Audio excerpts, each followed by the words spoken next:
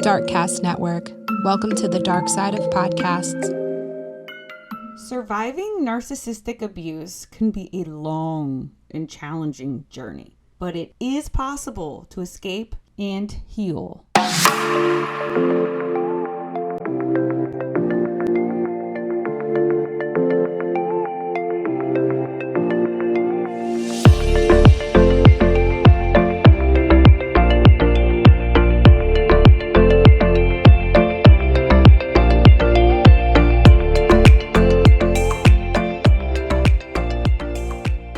Hello, and welcome back to True Crime Connections. I'm Tiffany, your host, and today we're talking about surviving narcissistic abuse. Today I am joined with Shara. Thank you so much for joining me today. Thank you for having me, Tiffany. I'm really excited to be here today and just share part of my story and my journey. Absolutely. Where did you want to jump in at? Oh, we can jump in wherever you want to. Was this a marriage? Was this like just a relationship? Was it a few? Yeah, so right. So ironically enough, unfortunately, yes, I did end up marrying this person. I don't even want to call him a man. I don't think he's, a man. But yes, I did end up marrying this person and was married for a number of years during the abuse and was able to escape. And here I am today to talk about it. And very good. Anytime we can escape something like that and become better on the other side is a blessing. Girl, you tell me about it. So, just part of my healing and part of my journey has been obviously not only being a self-published author and being able to educate and inspire other people to become, non-statistic, but I was able to give back to the community this past holiday season with a couple other business owners in the area, and being able to, have a toy drive and then go take those toys and donate them to Weave. We had, I think it was like over $1,000 worth of gifts that we were able to donate. And I don't recall off the top of my head, like how many families it was able to bless, but it literally brought tears to my eyes. Like it was happy tears. And I was on a total high that entire, probably 2 days following that, just because it felt so good to be on the other side and be like, yes, girl, you can be this too. You know what I mean? Like, you don't have to be a statistic. So it definitely feels good to be on the other end of the stick, if you will. That's amazing. And that's a great accomplishment. I can only imagine how that made your heart smile. I can see it. Oh, right. Yeah, unfortunately, I've fallen down that path as well. And I know how self-destructing it can be, especially to your self-worth, because you honestly start to believe everything they tell you that you're not. And it's hard to rewire yourself. Right. For me, it was a little bit different. And I know that, like you said, being a victim, and I don't even like to use that word, but being a victim, everybody's story is very different, right? And we all experience different things. And so I had the physical, abuse and the emotional abuse and the mental abuse, but for some reason, the verbal abuse never penetrated. It never got to me. I was the breadwinner. I was the person who was supporting the family and the household, and he was the stay-at-home dad.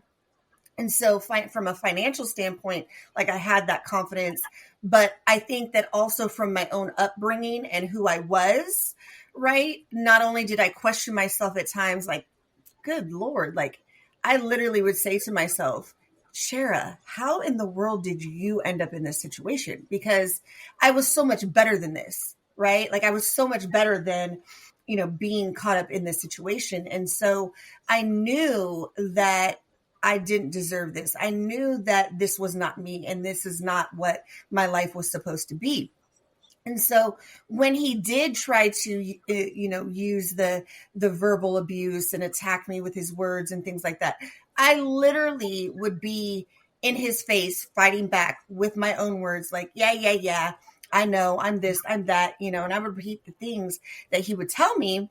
And the one thing that I can say that I would continue to tell not only him, but myself, and I do to this day, is I know who and what I am in God, and that is all that matters. And I think that me telling myself that, as well as telling him, like, really did help to not allow his words to penetrate my mind and my soul to start believing the things that he was telling me, and you talk about like the self-destruction. And one of the things that I had to learn to do was not only forgive myself, but like apologize to my family, because I couldn't understand, like, I'm destructing my life. I'm not destructing yours. Like, what is your problem? Right. Well, what I didn't realize was that they loved me so much that it was hurting them to see me hurt and destroy my life, because they even knew that I was meant for more. And so I did have to say, hey, like it took a while for me to realize that that's what it was. But between those two things, apologizing to my family, saying, okay, I get it now. Like I was destroying my life and you're watching me destroy it. And that's painful to see, especially when you love somebody so much and you know that they're meant for more. And then at the same time, apologizing to myself, saying, you know what, self, like, it's okay, dust yourself off, get up, go rebuild. Right. Right. You have to. And I feel like when we get to that point and we start to rebuild, we are better than what we were before. Hell of a lot stronger. Oh my gosh. It took me several years to rebuild, because we talk about rebuilding, and I think that people seem to forget or maybe don't even know. And that's why it's so important for us to have these kind of conversations where we're educating people, whether it's people that are family and they are friends. And that was kind of part of like even my book, was saying, hey, I think the most common things that people ask is, well, why didn't you leave? What do you mean, why didn't I leave? I left 50 million times, 50 million and one times, right? Well, why didn't you just this?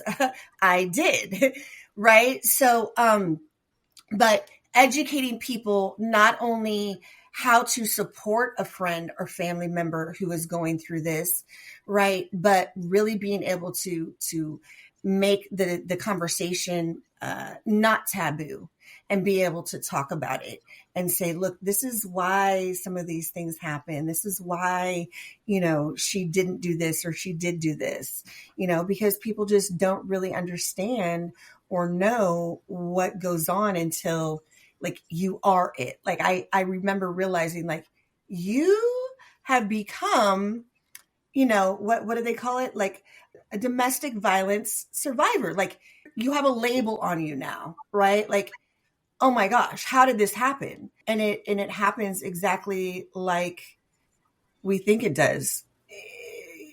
Slowly but surely, and over time. It's not overnight, right? It's not. Right. When you first meet them, they're perfect. They say what you want to hear. They do everything. They are a completely different person. Couple months fast forward, the real them starts to come out. I always said, when you first meet somebody, you don't meet them, you meet the representative. And it's not until a couple months that representative starts to slowly disappear and the real person starts to come out, because they can't hide that forever. Once they think they got you, it's like, okay, slowly you're going to get the real me. But usually by then you're already kind of blinded by what story they already sold you. And you're like, oh, but I can fix him or her. Right. Absolutely. I was definitely on what I call the roller coaster, right? Where we'd have a falling out. I'd be the worst thing since, sliced bread or whatever. And then, we'd kiss and make up and he'd promise me the world and we're back up on the roller coaster, and the good times are good for about 2 or 3 days, maybe a week, you know, and then, and it was just a cycle. It was a cycle. And so, again, I think what people don't realize is that it's not as easy to escape. And I use that word, loosely, but literally. It's not as easy to escape the situation, as people think. They think that, oh, just leave. Well, no, it doesn't work that way. It doesn't, you know? Especially if you have children or there's other things involved. You can't just up and root yourself somewhere else. Just life doesn't work that way. And unfortunately, people who've never been in that situation, they don't get it. It's not until you're kind of stuck yourself and you're like, oh shit, like I am now one of them. I get it. And you got to start planning. And it takes a while for you to get all your ducks in a row. It really does. Especially mine also played financial abuse. So they made it very hard for me to be able to leave. Yeah, it's crazy because I sit there and I think back on some of the stories of me trying to escape, and I literally say escape, and again, who I was then and who I am now are completely different people. I think even who I was before him and the situation and who I am now are different. It definitely changes you. And can honestly say that I was lucky to be in a financial situation that I didn't have to worry about, okay, well, where am I going to go? Where am I going to take my kids? Where am I going to this? Where am I going to that? But the reason that I would always go back is because the torment and the torture and the agony that I would endure when I would leave was far worse than what I was dealing with when I was with him. So what do I mean by that? I would change my phone number. I would, then next thing you know, he's, setting up a Facebook account and he's messaging me on Facebook. He's calling a friend or a family member and trying to get them to contact me. He's, popping up out of the bushes when I walk out of my, office, complex, just all the stuff, I somehow, I don't know how, I still can't figure it out to this day, but, he would figure out how to get in my garage or into my house. I must have obviously left something unlocked or who knows, but, next thing you know, he's popping out of a closet or it's just, that's not a way to live. And I'm like, you know what? Forget this. Let me just go back to him and figure out how to make things work. And, he said he's not going to do it again. So let me go ahead and, make it happen. And so I'd go back and then next thing you know, same thing happens over and over and over and over again. Right. And that's what we call the roller coaster cycle. Well, yeah, I mean, if he was stalking you when you're not with him, clearly you're not breaking away from him, even though you're gone. Like he made it a point to keep showing up. Right. So there was no escaping. Literally. And I think even, not to really fast forward into my the ending of the relationship, I truly count my blessings. I count my blessings in not having to be a statistic, right? And yes, I was a statistic in the situation, but it could have been so much worse. And I knew what I needed to do in order to escape the relationship. I never was so far gone mentally that I was like, oh my God, what do I need to do? And I do count my blessings. And that was one of the things, in giving to the families in the Weave and program, they're like, well, how does it feel to, what would you have done if you had this? It's like, well, I wasn't in that situation, but then again, everybody isn't as blessed as I was even at that time. But again, I knew what I needed to do in order to leave the situation. It was just so hard. And I can recall towards the end of our relationship, he was living at his mom's house, and I was, still in our home with my children, and we would see each other like once a month, so it going from like 1 week every week, where we wouldn't talk and then we'd pick back up, it started going longer. And so, no matter what would occur, I would always still get the butterflies and excited to see him and all of that when we would kiss and make up, right? And I remember the last couple times that I had seen him, I felt absolutely nothing. And it was so weird to me. I'm like, oh crap. Like, I think it's happening, right? Like, I think we're there. And I don't know, because I never talked to him about it, but I think he was feeling the same thing.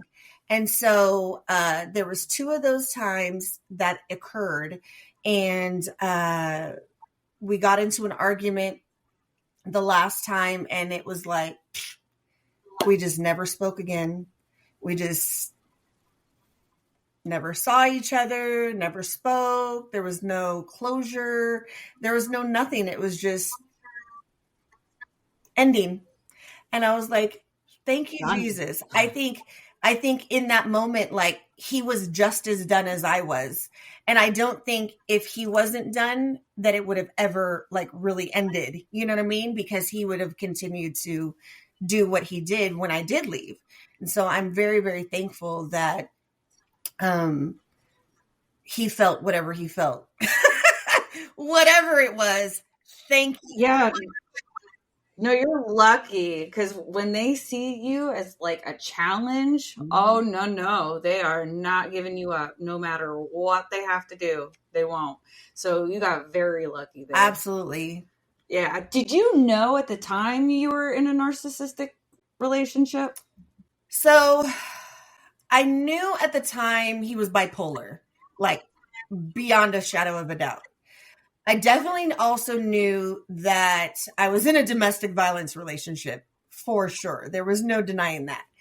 I don't think that I was educated enough to truly know and understand that he was a narcissist.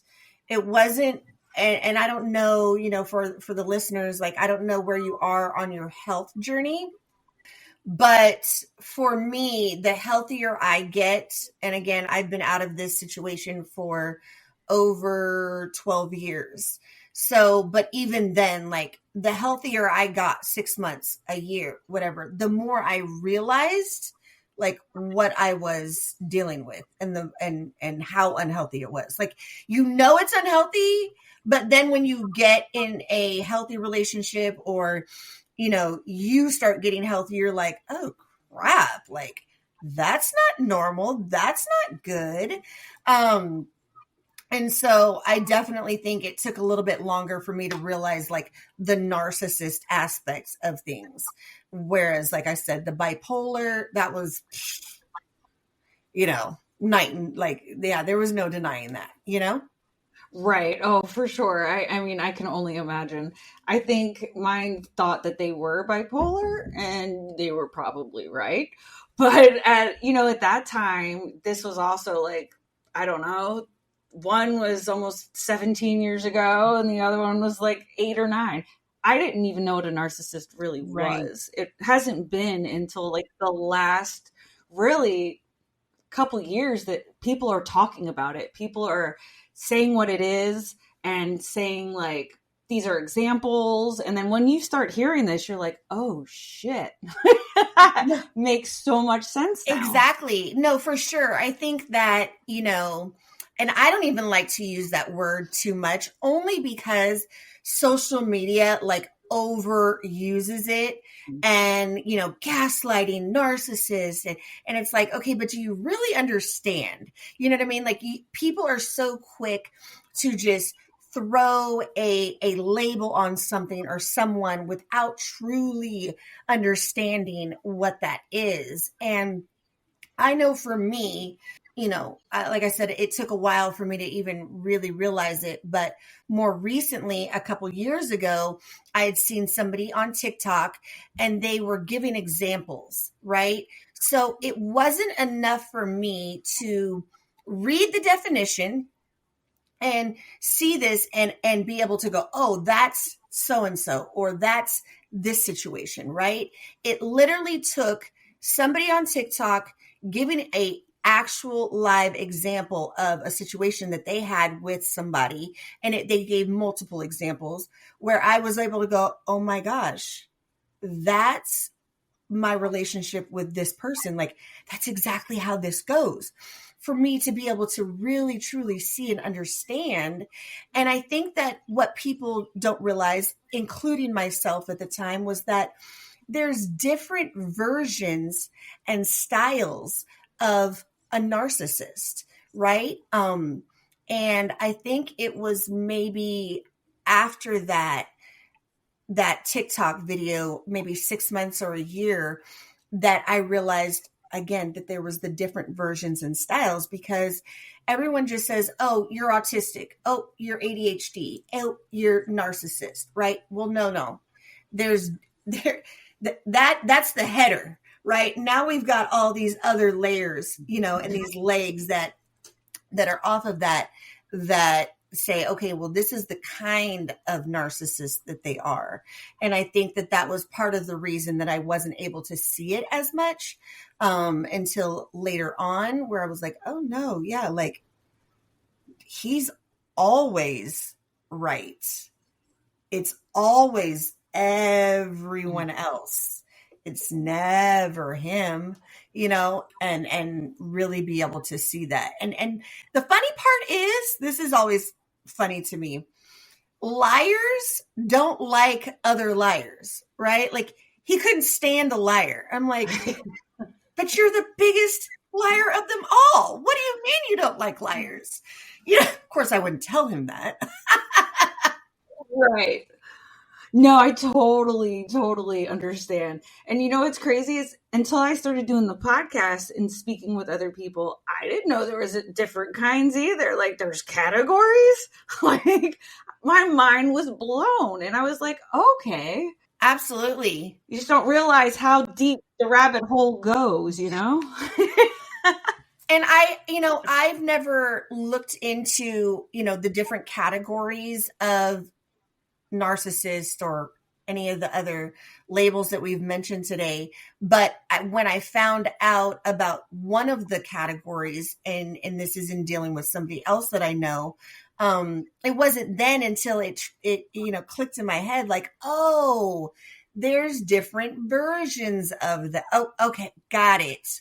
Okay, that makes sense, And for me, I feel like when you understand what you're dealing with, who you're dealing with, why you're dealing with them this way, you know how to deal with them, right? So once I know all of those things, I'm like, oh, okay, well, that makes it easier for me to deal with this person because I know the what and the why and the how, Yes. I also think they have like a sixth sense for it. Like clearly when I met these people, my self-confidence must have been damn near on the floor, and their spidey sense went, ooh, we pick you. Exactly. This is one thing that I have learned, again, just in my healing journey across the board. And when I say healing journey, I mean healing myself as a whole, right? But one thing that I have learned is we attract what and who we are, right? So if we have not done the work within ourselves to heal from childhood trauma, and that trauma could be everything and anything, but if we have not done the work within ourselves, whether it's financial trauma, whether it's, a car accident, whatever it is, we're going to continue to attract this kind of person, right? And so that was one of the things that I really had to work on, because I'm like, I don't want that kind of person anymore. They're very manipulative. I think that you're absolutely right. They have a keen sense for being able to identify somebody that they can walk all over, somebody that they can manipulate and groom into the kind of person that they want to be able to control, And again, groom, that's one of those words that people use with, human trafficking and whatnot. But grooming is in so many different areas of life and relationships, right? Oh, absolutely. It took me a long time to figure that out as well. Like, I am a product of generational trauma. And so I attracted men that treated me like family members treated me, because to me that was normal. Like, I didn't see there was anything wrong with it. And then after a while, you're like, wait a minute. I feel like I'm better than this. I don't feel like this is also true. How did you work on yourself? What did you use in your healing journey? And I kind of like, what didn't I do? For me, it was, I actually, moved away. So I was born in the Bay Area, but I was raised in Sacramento and lived there until the relationship ended. At which time I pretty much just started my life over again. I got a job in the Bay Area. I moved out to the Bay Area, and that's where I had the opportunity to truly rebuild my life. So moving out to the Bay Area, really allowed me to not only rebuild my life, but live freely. The biggest thing that I can recall is having the freedom to be able to walk around and not have to look over my shoulder and worry about if I was going to run into him or somebody that he knew or his family or any of that kind of stuff. And so that was a very, very refreshing experience for me. And, I think that one thing that people don't realize is sometimes when, you're in these relationships, we lose everything. I lost my children. I lost my home. I lost jobs. I lost personal, belongings, such as had to sell off my car and, things along those lines. So when I say rebuilding my life, I really had to rebuild my life. I moved from a 3,500 square foot home, right, to a duplex that I shared with a friend. It was a 2-bedroom duplex, and one of my children and I shared a room, and we slept on a bunk bed. If that's not the most humbling experience, I really don't know what is, but allowing me to move away was the start of my healing journey and getting my mental and all of that. There were multiple times in my life after I had left him that I did try to seek out counseling and therapy and even do some of the, what is it called? The hypnosis and things along those lines, because I wanted him out of my system. I wanted the thoughts and the memories and, all of the different things and the PTSD and the triggers that were difficult for me. I wanted them out of my system. And so luckily, about 3.5 years ago, I came in contact and started working with a therapist. And I want to say it was 2 or 3 months after I started working with her, I had a really tragic event with COVID where I actually contracted COVID and was in the hospital from February to April in a coma, on life support, the ventilator, the tracheotomy, had to learn to walk, talk, eat, the whole shebang, right? And so that was very traumatic for me. And although in the 3.5 years of working with her, she's helped me with my tragedies, that I've gone through during my work with her, she has also greatly helped me with some of the past stuff. So I think that, for people who have thought about working with a therapist or counselor, whatever you want to call it, right? Sometimes it's like a common misconception that you have to like work through all your old crap in order to get through it, and I have luckily been able to grow despite having to just sit there and dig out all of my old crap, right? Now, don't get me wrong, like we've definitely dealt with some old crap, but as it comes about, as it is shown in my life, as a scenario presents itself, we're not just sitting here like going down a timeline of events. Okay, so tell me what time when, no, we're not doing that. Right. And so working closely with her, like one, I know that I would not have been able to get through my two tragedies in 21 and 22, but I also know that I would not have been able to grow as much as I have, to the point that like, it's not just her telling me, oh my gosh, I see the growth, like I feel the growth in the way that I handle situations, the way that I think, the way that I talk, the fact that something doesn't affect my energy or my aura the way it would have before. And now I'm like this, huge advocate. I'm thinking to myself, like, man, if therapy and counseling or, any kind of healing, right, process was mandated or free to the public, imagine how healthy that our world would be, right? And I think the healthier that you get, the more unhealthy you realize other people are. No judgment, of course. Oh, but absolutely. I think everyone should get it. No, for sure. I started a nonprofit called The Crime Connection because they need the resources. They need answers. They need ways to help fix themselves because there's so many different modalities and just things that are out there that people never heard of. Right. I mean, anything. Right. There's so many things, even like ayahuasca. Go get high and change your life. You know what I mean? Like, Right. literally, it opens up your brain. There's so many different things that people don't realize. You don't have to be stuck in this ball that you keep yourself in. Life is too short. You need to heal, move past it, and grow. Constantly growing. Absolutely. You wrote a book called The Power to Rise Above. Writing that book probably had to be therapeutic to you alone. Absolutely.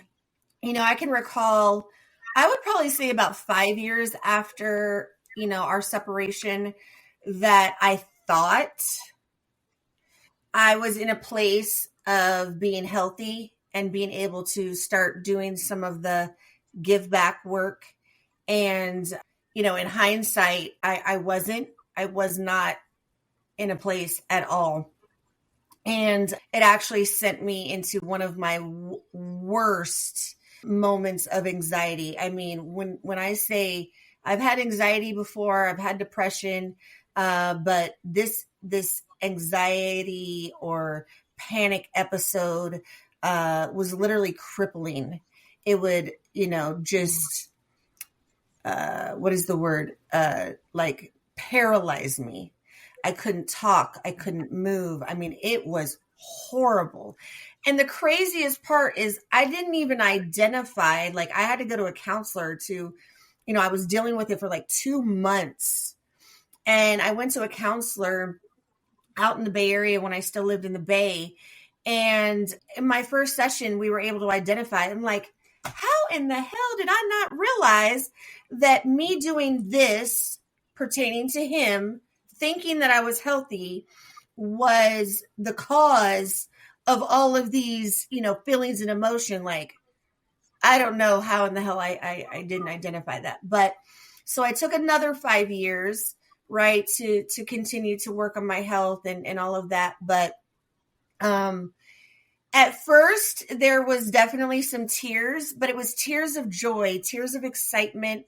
It was emotional, but it was happy tears, knowing that like I was in that place. I was ready to tell my story, to again, I not only tell my story and some of the facts that I didn't even tell family. Like up until my book, my friends and family never knew stories. Like I never was like, girl, guess what he did today? He did, no, I never did that. They knew it was going on, but they just never knew like specifics of what was going on. And so being able to be in a position to tell those stories of, yeah, there was this one time this and another time that, but also to educate people on like, what is this narcissist? Like, how does this come? Like, what is bipolar? What is, the gaslighting? Like, here's an example of what that looks like. Like, here's how to support. So I'm not here to just like, oh, I want to just tell my story. Like, well, that's great. Who are you? And why do people want to hear your story? Right? No, I really need to get the information out there so that not only can it help me to heal, right, and be part of that journey, but also put me in a position to hopefully continue to educate and bring awareness and be a support to other people that are trying to, survive or recover or whatever. Right. I think the most important part is you need to realize you're ready to do so. Right. I mean, I've heard it before. People, you re-traumatize yourself because you haven't really dealt with the whole package. It might be little pieces here, little pieces there, but then you get one piece that you haven't dealt with, and that can just spiral you right back down. Yeah. No, that's exactly, like literally when I tell you that this happened. So I had done two things, and I don't remember exactly which one because it's been a number of years, but the two things, one of the two is what sent me down that path. And one of them was, well, I guess now that I think about it, they're tied together now. So I drove by the home that we lived in before I left Sacramento. And when I did that, I took a picture of the home and I wrote a poem. Girl, I don't write poems. I'm not a writer. You know what I mean? Like that's not me.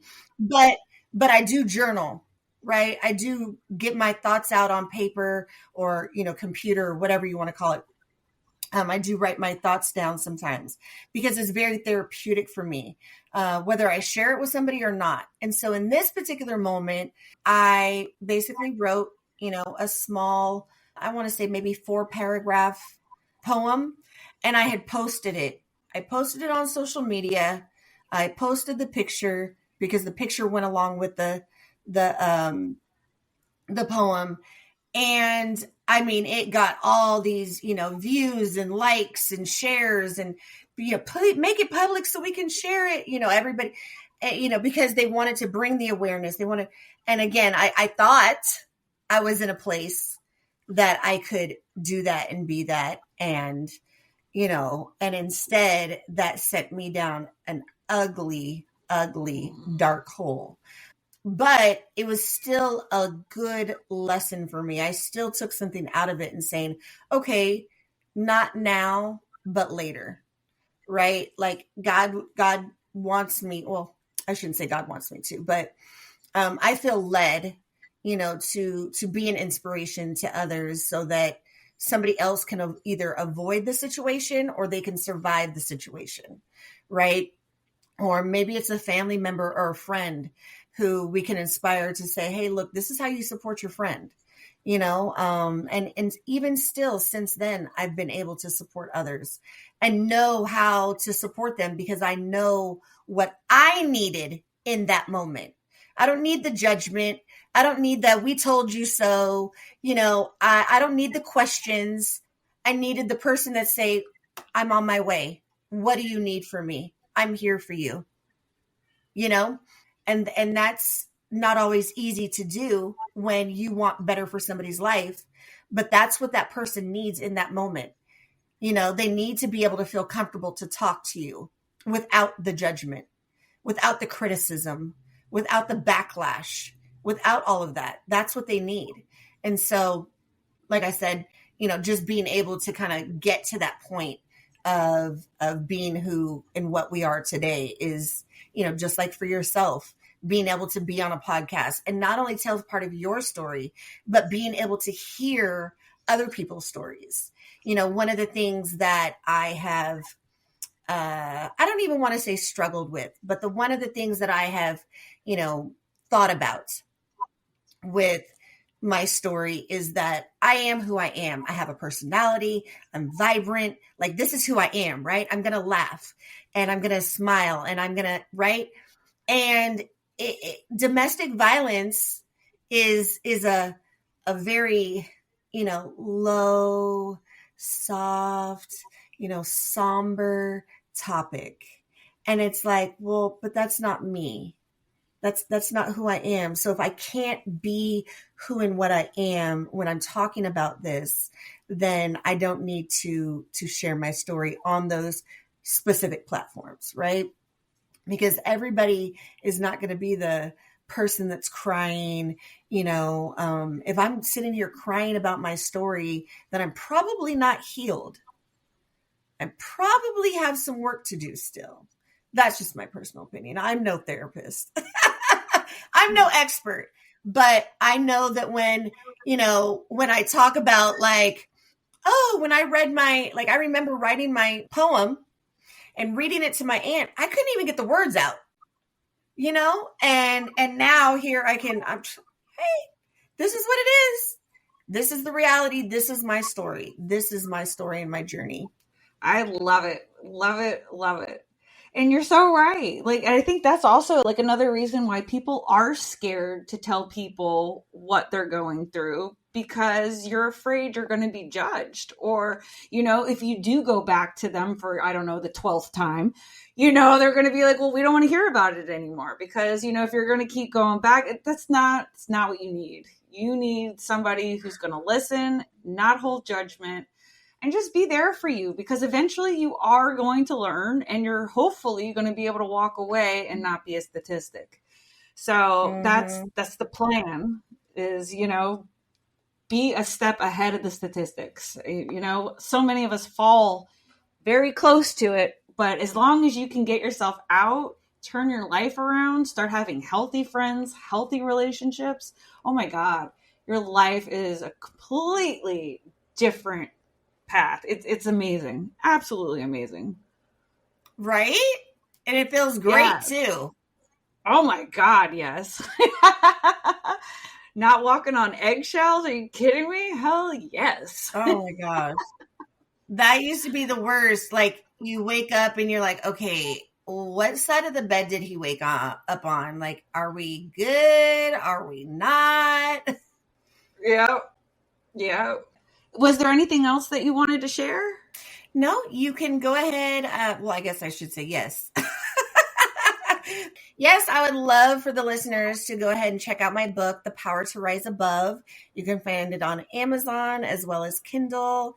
And I do believe it is an audiobook as well. So all of the good platforms. Absolutely. And anyone who is interested, check the show notes, because I will have a link there so you can go ahead and find that book. And if anybody wanted to get in touch with you, maybe share a story, or they just want to tell you that, your story inspired them, is there any way that they can get a hold of you? Absolutely. So I am on Facebook as well as Instagram. So my first name is Shara, Shara. On Instagram, it's Mom of Four Cuties. And I'll make sure to provide the link to you, Tiffany. And then for my Facebook, you can find me Shara Lee, Lee. Perfect. Love it. Love it. Well, thank you so much for being here and sharing your story. This is what we need. There's so many people going through the same things, whether you're just starting in a relationship and you're not sure if that's the path you're going down, you're just getting out of a relationship, or you've been in one for 10 years and you want to see some changes. I mean, there's something in here for everybody, and I think that's great. That's what we need more in this world. Hope. Absolutely. Perfect. All right. Well, Absolutely. Thank you so much thank for you. having me today, Tiffany. It was a pleasure chatting with you and, laughing through our pain. I think it's a little easier to laugh now that we're out of it. So it's been a pleasure. Absolutely. I feel like humor, it does lessen it a little bit. You have to kind of laugh about it once you're clear. Get to that other side Absolutely. first.